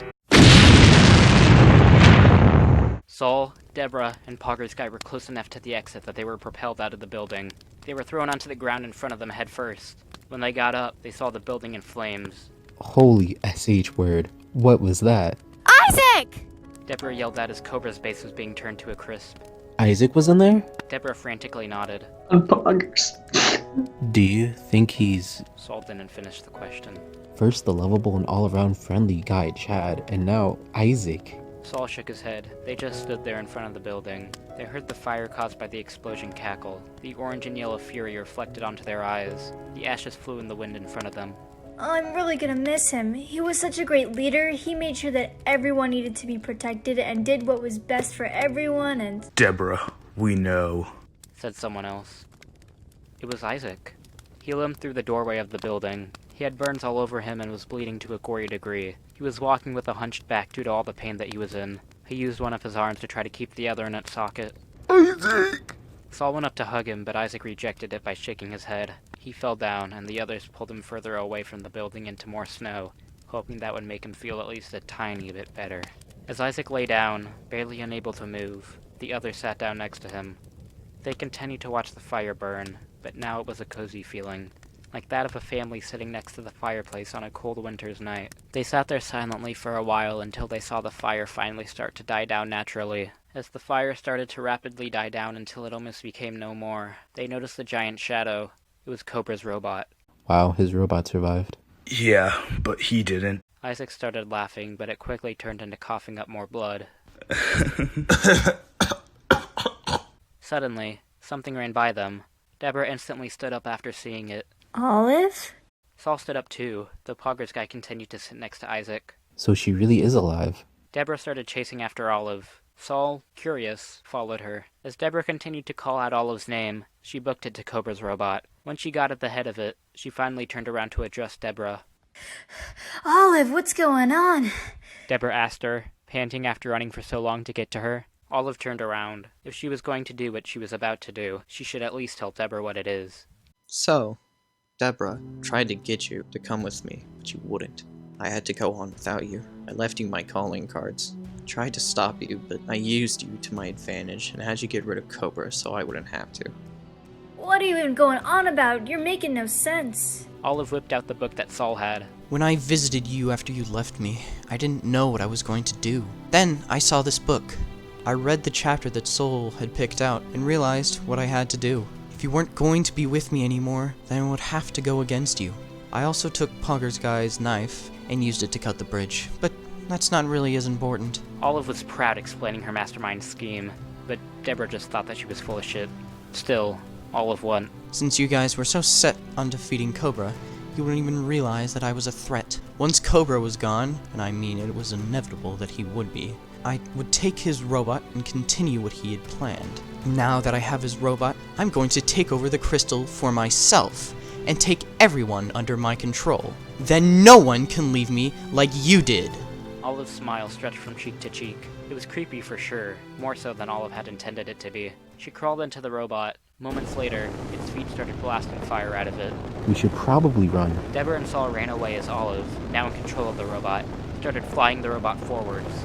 Just as it was about to crash into Deborah and Saul, the robot turned upwards and blasted off into the sky. The two returned to Isaac and Pogger's guy and explained to them what happened. I don't know where Olive's going now, though. Deborah stated as she finished off her story. She's going to space. Remember the book I was telling you about with Kobruh and the crystal and everything? That's what's happening. Saul, as much as I want to believe you, that seems like a stretch, even for something Olive would do. As Deborah finished her sentence, they heard futuristic sounds coming from above.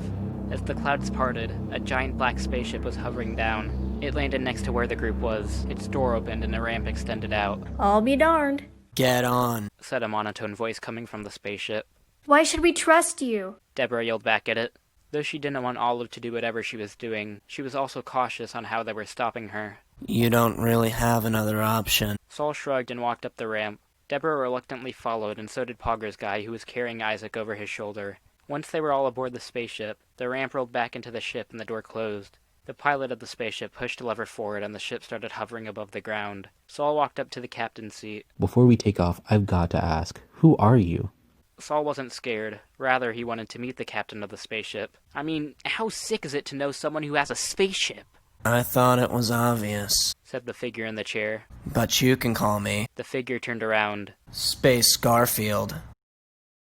As Space Garfield's spaceship, or the Muncie Cruiser, zoomed through the sky near the atmosphere, he put it into autopilot. Don't worry. I've calibrated it so we don't feel anything once we get into space, Space Garfield told the others. He hopped out of the captain's seat and went over to Isaac. I saw what happened. Thanks for doing what you did. It was brave. Though he was congratulating Isaac, it was hard to tell due to Space Garfield's naturally sarcastic-sounding voice. He looked to Pogger's guy, who was right next to Isaac. Follow me. There's a room in here where he can rest. Pogger's guy, who was carrying Isaac, followed Space Garfield down a hallway in the spaceship. A few moments later, Pogger's guy and Space Garfield returned. The latter took his seat in the captain's chair and turned autopilot off. Deborah looked out the giant window into outer space. It was mesmerizing. Whoa, so we're really here, in space. The stars glistened off her eyes. She seriously couldn't believe where she was. Yep. Since Space Garfield had always been in space, he never got to experience the feeling of it for the first time like the others got to. Saul and Pogger's guy were standing next to the captain's chair while Deborah remained looking at the cosmos. Poggers. Yeah, how did you find us? Saul reinstated Pogger's guy. Space Garfield didn't stop looking forward at both the control panel and their intended path, but he still answered the question. Do you guys know about the crystal in the center of the universe? Saul nodded his head. I've been trying to find where it was to stop it from creating more Kobruhs. I created a paste to spread into the crystal to purify it, but I haven't been able to use it since I don't know where it is, even though I've tried countless times to track it. I wrote a book about it a while ago. Saul's eyes widened. I read it. That's how I know about the crystal. I wish more people had read it. I sent it out to as many planets that would take it, but every one of them thought it was either a joke or some made-up story. You're telling me. As Kobruh's power on a planet increases, so does the crystal's connection to that planet. I was trying to track where the crystal was when I picked up the signals being sent by it to Earth. I rushed over to try to see if anyone there was still alive. I was searching the planet when I saw the explosion close by. Then I met you guys. Why do you think B is going after the crystal? I can see why Kobruh would, to protect it, but I don't see why B would. From what I've studied from the crystal, whoever touches it can override the former owner's power after years of the previous owner possessing it. Each new Kobruh has absorbed themselves into the crystal to make sure the original one stays in power. No one else besides Kobruhs has found it before, since no one knows where the center of the universe is. Wait, so how are we going to find the crystal? We're going to follow the robot. Look. Space Garfield pointed ahead of them. There was a path made out of fuel leaked by the robot. We follow that and we find Kobrah's robot and then the crystal. Poggers. Plus, now that I know where we're going, Space Garfield said as he pushed a lever to its top position. we get to go fast. Now that the lever was in the right spot, Space Garfield pushed a button. The Muncie cruiser went into hyperspeed. Saul, Hogger's guy, and Deborah were pushed to the back of the ship in less than a nanosecond. Isaac was fine though. After not even a millisecond, Space Garfield took his finger off the button and the Muncie cruiser went back to its regular, though still extremely fast, speed. Deborah, Hogger's guy, and Saul got up after being knocked into the back of the ship. There's the robot. Space Garfield alerted them. Look, Saul exclaimed as he ran up to the captain's chair. the thing's shining. It's the crystal. The crystal was still a great distance away, but this was much further than any non-Cobra had gotten before. You're right. We have to hurry. He spun his chair around to face the others. I need 2 of you on those circular hatches. Space Garfield pointed to the hatches. They were on opposite sides of the chair, but each the same distance away from it. Poggers. Hogger's guy nodded and stood over one of them. I got the other, Said Saul as he ran onto it. Even though she couldn't anymore, Deborah couldn't bring herself to stand on one of the hatches. Even though Olive was trying to eradicate everyone and take control of them, she couldn't ever hurt her. Instead, Deborah just stood next to Space Garfield. Space Garfield turned his captain's chair back around and pushed another button. The hatches opened and dropped Saul and Hogger's guy each into their own small, rounded, glass compartment. In it was just a comfy seat, which they landed on, and 2 miniature buttons on the end of small black sticks that aimed a turret which was on the outer side of the spaceship. Space Garfield spoke to them through a speaker system in the spaceship. Can you guys hear me? Poggers. Good. What you have to do here is simple. Put your thumbs on the buttons and don't let them go. They cause the turrets to fire. You can also aim the turrets just by moving the black, joysticks. He didn't really know what to call them. Just keep shooting at the robot. Don't worry about anything else. Poggers. Saul and Hogger's guy started firing at the robot in a fury. The bullets were sent out in a glory. Each bullet left a streak of yellow. It felt so satisfying to hit the robot with each bullet. Inside the robot, it started to flash red, warning that it was being attacked. How the fuck were they able to follow me here? Olive assumed that it was her old friends because who else would it be? No worries, actually. I'll just shake him off. The robot started flying upwards in a spiral. Space Garfield squinted. Hold on to something. The Muncie cruiser darted upwards and accelerated to follow the robot, leading to a chase through space. The turrets kept firing at the robot, never stopping. The robot approached a decaying planet, which now just looked like a rock with holes in it. The robot curved around the dead planet as tightly as it could, but the Muncie cruiser just followed. The robot tried curving in a different direction, but then dove into the holes and started flying through the planet. The Muncie cruiser, of course, followed. As the robot left the insides of the planet, Olive flung its arm out so it bashed into the planet and caused a pile of rocks to come crashing down towards the Muncie cruiser. The Muncie cruiser didn't slow down. Instead, it flew forward and started spinning to avoid the rocks set in place and attempt to destroy it. It made it out unscathed and continued to chase the robot. This all happened within a matter of seconds. Olive came upon an asteroid field and entered into it. She navigated the robot through it in an attempt to get away from those chasing her.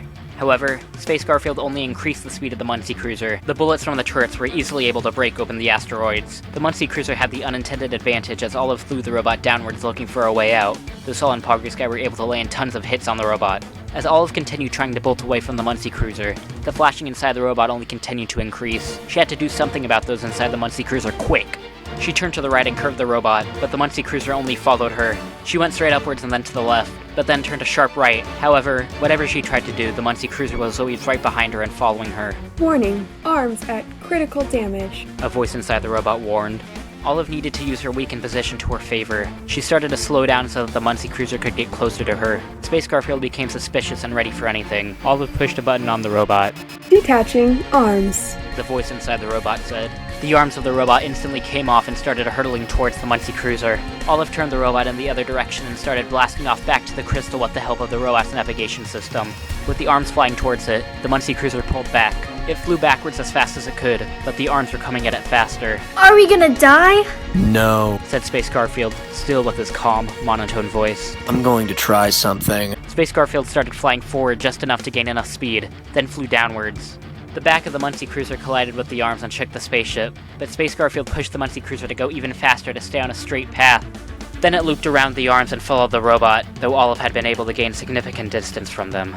Crud. What's wrong? Hitting the arms damaged our controls. I can't activate hyperspeed to catch up with her. Space Garfield still didn't give up, though. He pushed the Muncie Cruiser to its limits and traveled as fast as he could across space to catch up to Olive. He was able to, but only when Olive was close to the crystal. Saul and Pugger's guy aimed at the robot's feet. They were able to get one of the jets to stop working, but the other still propelled the robot forward. As the red flashes inside the robot continued to increase, something started slithering upwards inside of it. The robot was only a few feet away from the crystal and closer than it had ever been before. Space Garfield used the speaker system to communicate with Saul and Pugger's guy again. Stop aiming at the legs. Shoot at the fuel tank. No. The turrets changed their aim to the robot's fuel tank. Luckily, they were able to quickly destroy it, though they were hesitant on it before due to how easily they could have missed. The jets on the robot turned off and it greatly slowed down. No! Olive slammed her fist down onto a button that disconnected the head of the robot from the rest of its body. Using the momentum it gained from detaching itself, the head was still able to slowly float towards the crystal. The body of the robot was in the Muncie Cruiser's way. It would have to go around the body, but that would give Olive just enough time to reach the crystal. Still though, Space Garfield wouldn't give up. He turned the Muncie Cruiser to the right as it started flying parallel to the robot's side. The light from the crystal filled Olive's eyes. I did it! She held her breath and used her shoulder to ram and break the glass of the robot so that she could jump out of it and touch the crystal. As she leaped out of the robot and her fingers were only inches away from the crystal, something wrapped around her foot.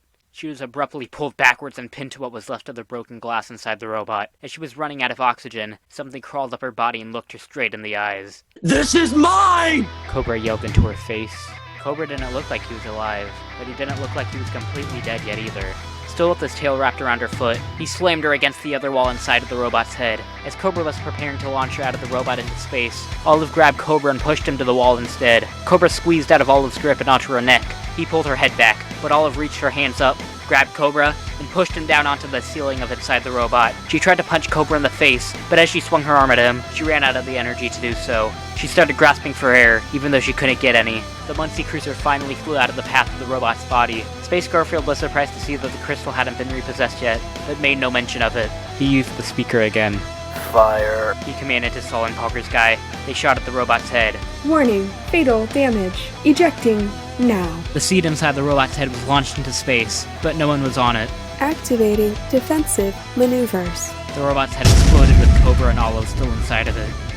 Olive! Deborah yelled from the window as she saw her body, along with Kobrah's, fly into the void of space. Space Garfield brought Saul and Pugger's guy up from the turrets. They joined Deborah to see Olive and Kobruh fly off and turn into nothingness. Good job, Space Garfield told them. Thanks, Space Garfield. Pugger's guy wiped off the sweat from his forehead. Space Garfield flew the Muncie Cruiser closer to the crystal. Time to fix all this. 2 extendable arms came from the Muncie Cruiser. One had a large bottle in it, which was poured onto the crystal. The liquid inside of it dripped down and spread all across the crystal. The crystal absorbed it. A few seconds later, its color faded from green back to a purified white.